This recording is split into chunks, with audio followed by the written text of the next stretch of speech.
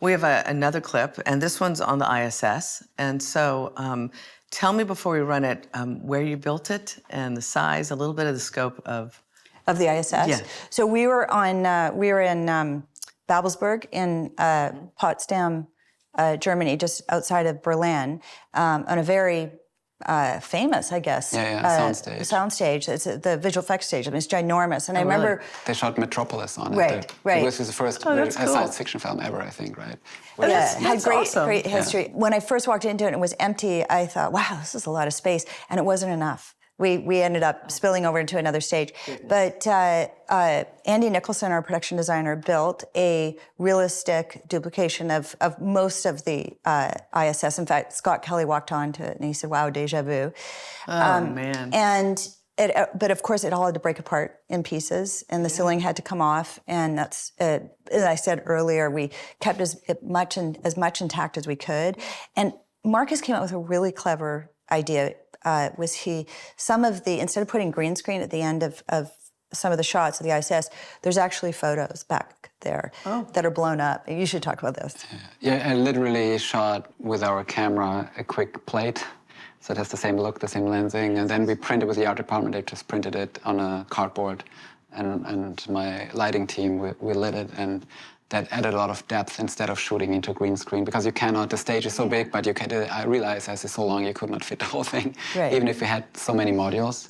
And Andy, which is amazing, right? Andy Nicholson, he's an expert in detail on the ISS, and usually films build it, if they replicate something like this, they build it smaller, maybe to cutting cost, and I think this is really to scale. Like some of our modules were huge, like even this is from the spacewalk, the EVA. The exterior pieces, they were giant. They were life-size. We had life-size exterior pieces and suspended the actors. Numi was actually on the end of a crane arm, and the camera was, well, there were some cameras on the ground, and there was one camera on a crane.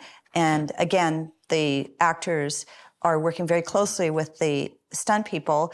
Martin Goers, our stunt coordinator, really worked hard with them because they couldn't move themselves. They had to be. Oh, really? They had to be moved. I mean, they could move their arms, but their whole bodies were in control of somebody else. So the team who built the spacesuit, which are fantastic, they are so detailed. That also makes it heavy, and it's in zero gravity. It doesn't matter, you float, right? Yeah. But on Earth, it is. I put the top half of one on. It's the most claustrophobic thing you could possibly imagine. Yeah. Yeah, it seems that way. I think what's really important to us, what we saw on that picture, that we use the real visors, because it adds such a realism to it. Like in many sci-fi movies, they just take it out to avoid reflections.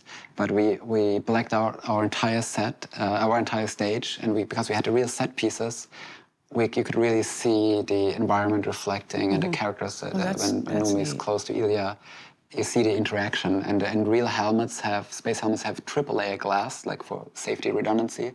That's something would be really hard to replicate in visual effects.